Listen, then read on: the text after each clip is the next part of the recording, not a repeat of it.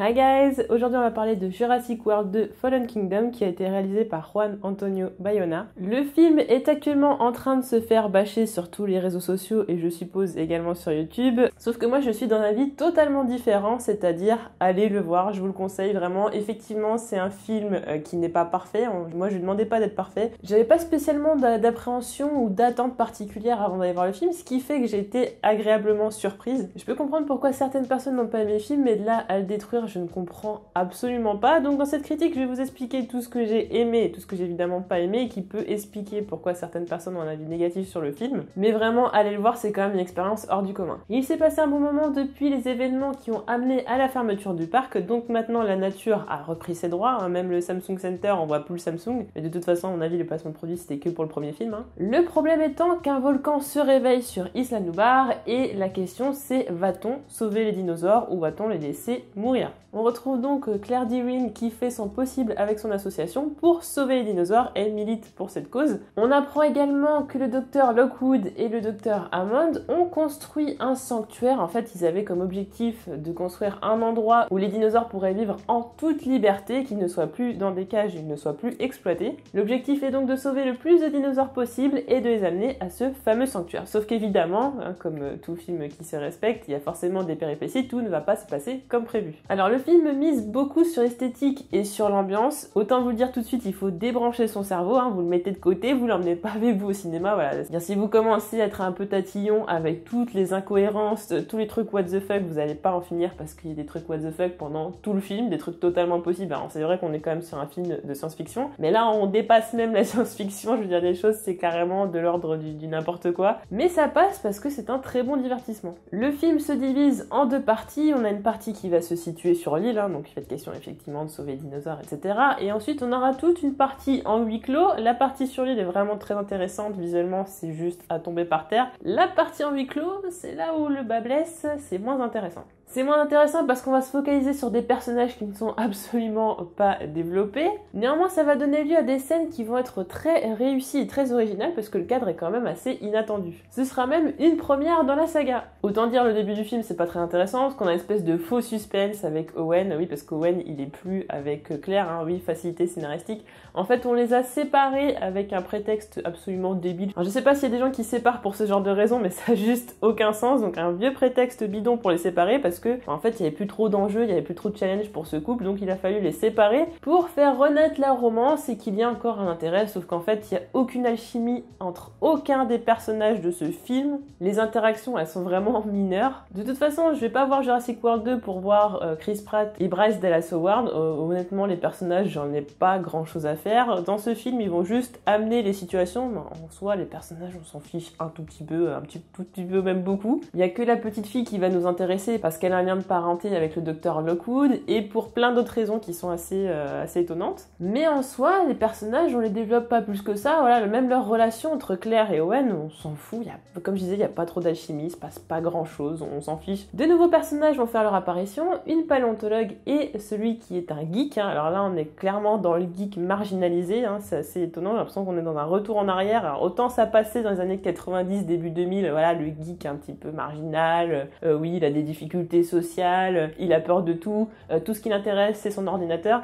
Sauf que là on est en 2018, on a quand même un peu évolué, maintenant tout le monde est à peu près considéré comme un geek à partir du moment où il joue à Candy Crush, hein. C'est pour la blague mais bon vous voyez un peu ce que je veux dire, donc voilà, on est en 2018, cette blague là qui pouvait marcher dans les années 90-2000, ça marche plus maintenant. Et en plus de ça, c'est hyper mal fait parce qu'il est pas drôle en fait, il est juste ridicule, mais il est pas ridiculement drôle en fait. D'ailleurs le film est émotionnellement assez lourd, hein. Faut être accroché quand même. Moi j'ai carrément pleuré pendant 5 minutes et quand je dis pleurer c'est pas juste voilà, c'est vraiment j'étais en train de chialer, j'étais inconsolable et j'étais au cinéma, j'étais comme ça en train d'essuyer mes larmes et j'avais peur que les gens me voient et qu'ils me voient en train de pleurer. Il y a des scènes qui sont très tristes, il y a beaucoup de tension, il y a un côté un peu malsain par rapport aux méchants et tout ça, et à côté l'humour bah il est nul, enfin, il sert à rien l'humour, enfin je veux dire, il y a 2-3 petites blagues comme ça, mais en fait il y a personne qui rigole dans la salle, je veux dire, à aucun moment j'ai entendu les gens rigoler dans la salle en fait. Alors pourtant bon, c'est Chris Pratt, d'habitude il fait rigoler tout le monde, hein. On regarde les Gardiens de la Galaxie, on est mort de rire pendant tout le film, mais là dans Jurassic World, non quoi, enfin, non ça passe pas parce que déjà les dialogues ils sont insipides au possible. C'est pour ça que je vais dire vous focalisez pas du tout sur les personnages, parce que les personnages on s'en fout royal vraiment. C'est vrai que même si ça m'a pas empêché d'apprécier le film, c'est quand même un sacré bémol parce qu'on avait quand même réussi à avoir des personnages qui étaient très intéressants. On avait quand même Alan Grant et Ian Malcolm, donc c'était pas n'importe qui, des personnages qui étaient quand même très charismatiques, qui en imposaient et qui donnaient envie de voir le film parce qu'on savait qu'ils étaient dedans aussi. Mais là, je suis allée voir ce film pour personne et j'irai voir le prochain pour personne non plus. En parlant d'Ian Malcolm, il fait effectivement son apparition dans le film, mais si vous vous attendez à ce qu'il fasse partie intégrante du film, vous allez être assez déçus, il est là pendant 1 minute. Néanmoins, il arrive à caser les meilleurs punchlines de tout le film. Lui, il a hérité vraiment du meilleur monologue du film. On se retrouve dans une ambiance un peu 90s, et d'ailleurs ça me fait beaucoup penser au premier Jurassic Park. Je trouve qu'on a vraiment des méchants stéréotypés au possible, des méchants qui font des trucs de méchants et qui ressemblent à des méchants et qui peuvent faire aussi des misères aux enfants. Ce sont donc des méchants qui sont foncièrement méchants avec aucune nuance ou ambiguïté possible. C'est-à-dire qu'on va même pas s'intéresser à leur motivation, pourquoi ils ont fait ça, est-ce qu'ils ont une raison d'être méchants ou quoi que ce soit. Non, ils sont méchants, ils sont foncièrement méchants et on va pas aller plus loin. Et si vous regardez bien au niveau du style vestimentaire, ils ressemblent à des méchants de films très connus des années 80-90 et j'ai apprécié ce côté-là. Je trouve que ce Jurassic World s'adresse quand même pas mal aux enfants. Je trouve que le premier aussi, le premier s'adressait pas mal aux enfants. Je pense que dans toute la saga, il y a peut-être que le 3 qui a été un petit peu chaud pour les enfants. Je crois même qu'il était interdit au moins de je sais plus combien, mais je me rappelle qu'à l'époque je pouvais pas le regarder parce que j'avais pas l'âge. Mais là on est plutôt dans un film qui peut être regardé par toute la famille.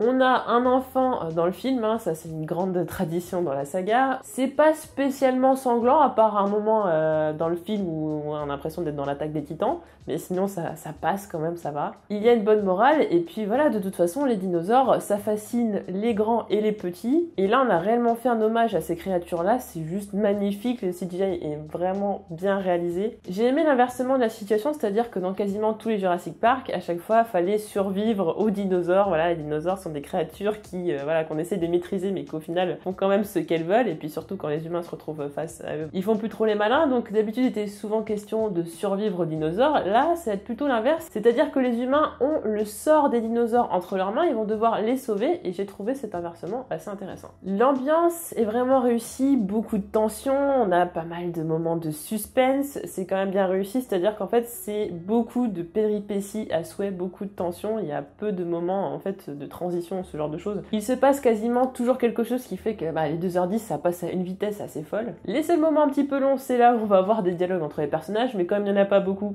ça passe. Le petit bémol que je pourrais dire par rapport à l'ambiance, c'est que j'ai trouvé ce film un peu moins effrayant que les autres. Autant l'Indominus Rex, il m'a fait vraiment peur, autant les créatures dans ce film-là m'ont pas forcément fait trop peur. J'ai trouvé d'ailleurs qu'il n'y avait pas assez de jumpscare ou alors que c'était pas réussi. Peut-être qu'aussi j'ai trop l'habitude qu'il y en ait, donc du coup je m'attends forcément à ce qu'il y en ait à peu près toutes les 5 minutes. Ce que j'ai vraiment adoré, c'est l'ascenseur émotionnel. À un moment donné, on est triste, après on est tendu, après on est en colère et révolté. Enfin voilà, vraiment on est dans l'ascenseur émotionnel et ça donne vraiment un rythme assez haletant au film. Alors il y a une pléiade de situations loufoques et complètement incohérentes, des trucs qui sont totalement impossibles. Mais bon, quand on part du principe que déjà faire renaître des dinosaures, pour l'instant c'est pas possible, bon voilà, à partir de là on peut tout croire. Mais même en croyant à ça, après il y a des trucs qui sont totalement n'importe quoi. Des personnages qui survivent alors que c'est totalement impossible. Donc c'est vrai que là c'est peut-être un peu trop tiré par les cheveux, ça fait trop, ouais voilà, je suis Chris Pratt, donc je survis à tout, je suis le héros, je suis plus fort que toute l'humanité réunie. Je comprends que ce côté-là peut un peu blaser les gens, c'est vrai que c'est peut-être un peu too much, est-ce qu'il y a besoin de ça? Pas forcément, mais moi j'ai trouvé que ça allait bien avec le rythme du film. Ça allait bien avec l'idée du film parce que de toute façon il est totalement what the fuck, donc à partir du moment où on a accepté ça, que ce serait un peu un méli-mélo de tout et n'importe quoi, je pense qu'à partir de là il n'y a plus grand chose qui choque et on peut être vraiment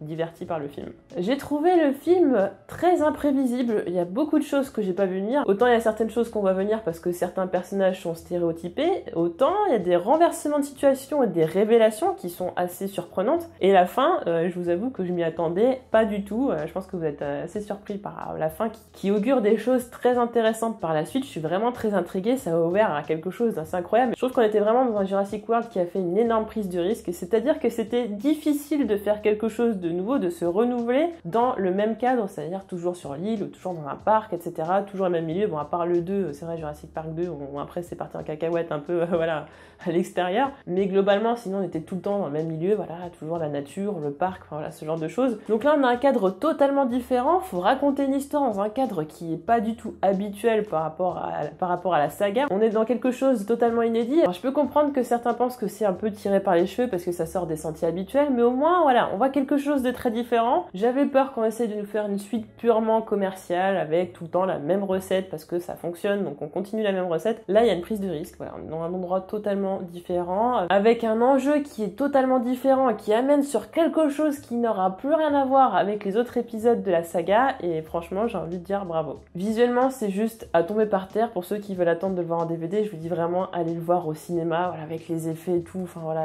sur écran géant, ça n'a rien à voir. Le CGI est vraiment réussi, on a toute la partie sur l'île qui est absolument magnifique, après on a des effets d'ombre, des effets stroboscopiques, des effets avec des reflets, on a pas mal de choses qui sont très intéressantes, et notamment une scène aussi avec la pluie et l'orage, enfin voilà, il y a beaucoup de choses qui me restent visuellement. Là, quand je repense au film, en fait, j'ai vraiment des images particulières qui me reviennent en tête, notamment la partie sur l'île, parce qu'on a quand même un volcan qui est en éruption, donc imaginez quand même, c'est une explosion, c'est incroyable, de la lave partout et tout, c'est juste magnifique, c'est sublime. Et je le répète, si vous y allez pour les personnages, pour être tatillon avec les petits détails, ça sert absolument à rien. Le scénario en lui-même tient plutôt la route. Alors oui, effectivement, il y a des choses qui sont reprises du premier, donc du coup ça peut paraître un peu redondant, mais en fait la fin ouvre tellement sur d'autres choses que quand on voit la fin, on se dit que finalement le cheminement était quand même plutôt intéressant et assez intelligent. Le scénario de base, vraiment la structure de base, on va rester toujours sur la même chose, hein. Il y aura des méchants, et forcément, voilà, ils vont pas être gentils avec les dinosaures, enfin voilà, moi je veux pas vous spoiler ce qui se passe, mais voilà,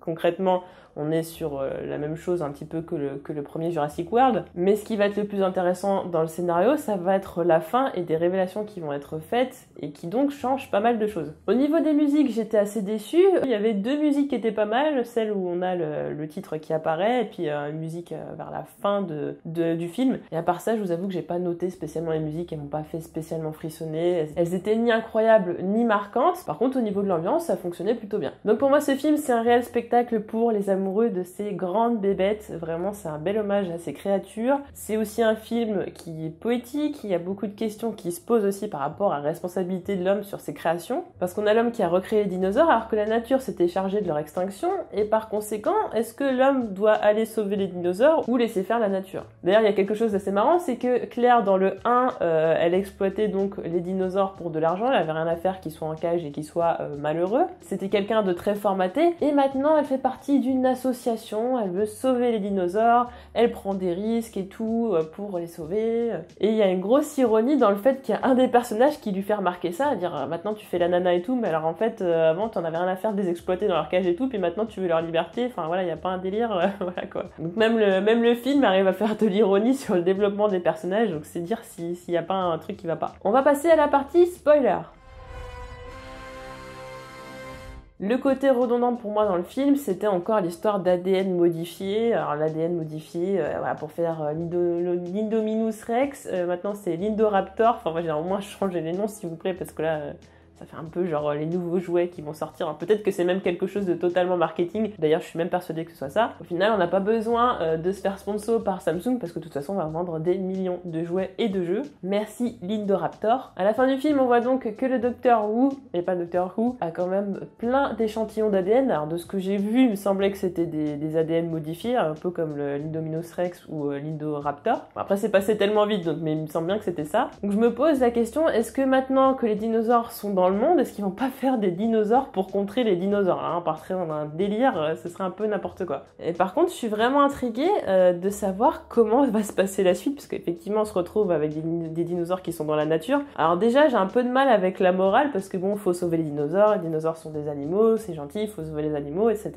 Ça, d'accord, ça, y a pas de souci. Par contre, à la fin, quand Claire, elle se dit, mais je vais pas les libérer, parce que sinon, ils vont être dans le monde entier, et puis voilà, en gros, on est sur quelque chose qu'on maîtrise pas, et que ça peut avoir des conséquences désastreuses. Je me suis dit, mais là, on va totalement à l'encontre de tout ce qu'elle fait. Enfin, elle fait une association et tout ça, elle est pour sauver les dinosaures et tout, et à la fin, elle se dit, bah non, mais c'est trop risqué pour l'humanité, donc je les sauve pas. Je pensais que son instinct, voilà, maintenant de nouvelles fans des dinosaures, allait primer sur le reste. Mais en fait, non, c'est la petite fille. Quelque part, c'est dans l'ordre des choses, parce qu'il fallait effectivement que c'était plus intéressant que ce soit la petite fille qui ouvre la porte. J'ai eu un petit peu de mal sur le moment avec ce retournement de situation de la part de Claire, mais c'est vrai que c'est bien que ce soit la petite fille, parce qu'en plus, on apprend quand même que cette fille est donc la clone de la fille du docteur Lockwood. Donc ça, je l'ai pas du tout vu venir. Et pourtant, il y a la photo de sa supposée mère avec sa nounou, et ça, je l'ai pas du tout vu venir. Je me suis dit, ah bon, voilà, il lui ressemble comme deux gouttes d'eau, mais j'avoue que là, je me suis complètement loupée. Mais bon, en vrai, je pense que la plupart des gens ont dû se dire, ah bah oui, c'est une clone et tout. Mais c'est vrai que moi, j'étais pas du tout partie du principe que ce qui se passait pour les dinosaures, on pouvait l'appliquer aux humains. Enfin, je me suis dit que oui, que c'était possible, mais je me suis pas posé la question plus que ça. Et là, de se dire qu'on dépasse le cadre des dinosaures et qu'on va vers l'humain, je me dis, mais est-ce qu'on va aller vers un spin-off? Quelles vont être les conséquences pour le prochain Jurassic World? Est-ce que du coup, on va se retrouver avec des dinosaures avec des ADN modifiés, des gens avec des ADN modifiés? Enfin, je veux dire, on peut partir dans un délire et j'ai peur qu'on dénature totalement la saga. Mais en tout cas, il va se passer quelque chose avec cette petite fille, parce qu'on a quand même un gros plan sur elle à la fin du film, donc bon,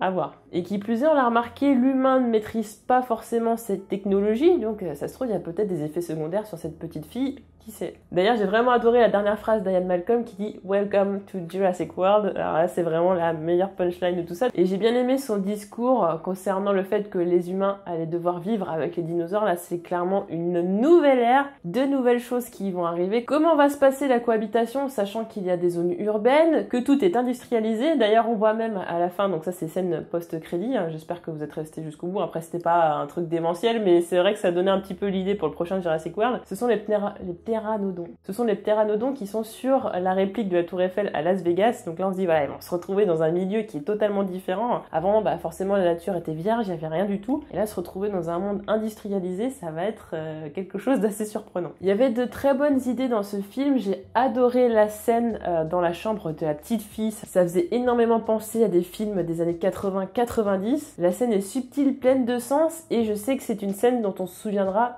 toujours. J'ai apprécié aussi la scène du défilé de dinosaures. C'était totalement inédit, un peu n'importe quoi, et en même temps, bon, c'est la métaphore de beaucoup de choses. Là, on voit précisément l'humain qui est vil et qui est avare et qui veut absolument commercialiser les dinosaures, peu importe les conditions et si ça les rend malheureux. D'ailleurs, j'ai bien aimé le reflet sur les lunettes. D'ailleurs, au niveau reflet, j'ai adoré aussi la scène où ils se retrouvent dans une espèce de petits aquariums là, du musée là. À un moment donné, on a la fille qui est en face de l'Indoraptor et il ouvre grand la gueule comme ça et en même temps on voit la fille qui crie. J'ai trouvé ça génial. Les scènes avec la lave et tout étaient aussi très intéressantes, ça donnait lieu à des situations qui sont assez inédites. Le manoir en lui-même, c'était un choix assez surprenant, comme je disais tout à l'heure dans la partie non spoiler. Je m'attendais à aucun moment, alors je sais pas si on l'a vu peut-être dans le trailer ou non, mais à aucun moment donné je me suis dit on va se retrouver avec un dinosaure sur le toit d'un manoir ou sur un balcon ou voilà, au-dessus d'un toit vitré. Je me suis pas du tout dit ça. Et la scène avec l'orage, l'Indoraptor qui grimpe sur le toit après, qui est sur le toit vitré et tout ça, j'ai trouvé ça juste génial. Encore un moment qui va me marquer. Et dans les scènes tristes qui vont me marquer particulièrement, il y a la scène du volcan qui explose totalement. Là, on a de la lave qui tombe un petit peu partout. Hein. J'ai l'impression que c'était pour nous montrer un petit peu ce qui s'est passé lors de l'extinction des dinosaures. Alors effectivement, il y a plusieurs hypothèses, hein, soit l'ère glaciaire, soit une météorite qui est tombée, mais c'est vrai que là, pour le coup, ça m'a fait penser vraiment à la météorite qui tombe et donc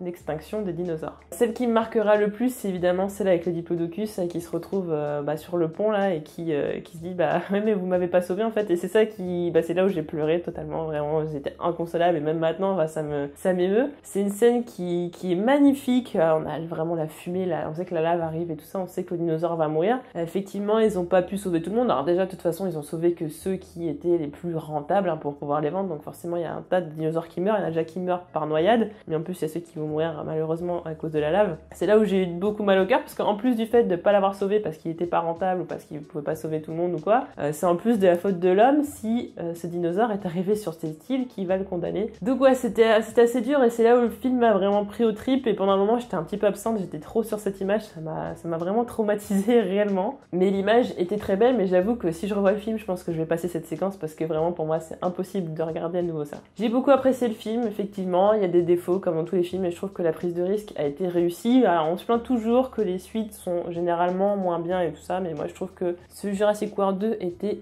vraiment meilleur que le premier. J'aime l'audace de ce film, j'aime le visuel, j'aime l'ambiance, j'aime ce que ça a raconté et pour moi ça suffit largement. N'hésitez pas à me dire en commentaire ce que vous avez pensé de ce film, à lâcher un petit pouce bleu si vous avez aimé ma critique et on se retrouve bientôt pour d'autres vidéos.